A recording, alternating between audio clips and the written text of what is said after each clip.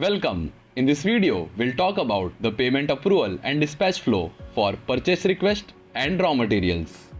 So to begin with, click on the Inventory tab. From here, click on the Purchase tab and then select Request for Purchase. This is where you raise a purchase request for raw materials to the central kitchen. Once a request is raised, you need to set the approval authority. Add the user who can approve the purchase order and click on Save.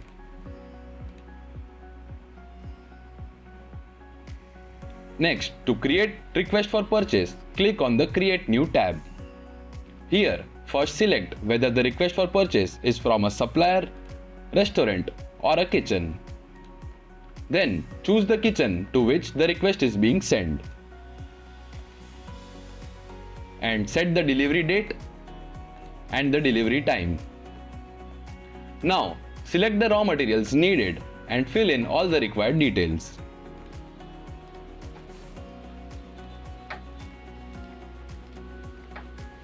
You can add more raw materials by clicking on the Add New tab.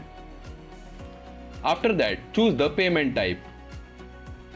If the request is prepaid, enter the payment date, payment amount, and the mode of payment. Once everything is filled in, click on Save Changes. To approve the request, click on the Edit button next to the request and then select Approve. Once approved, the request will be visible in the system for tracking. And then, if you switch to the central kitchen, request with tax can be viewed under the Sales tab,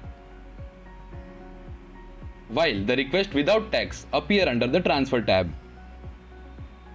The payment added at the time of creating the purchase order will appear in the same Transfer and Sale section, and the same entry will also be visible in the Purchase section. Then at the restaurant side,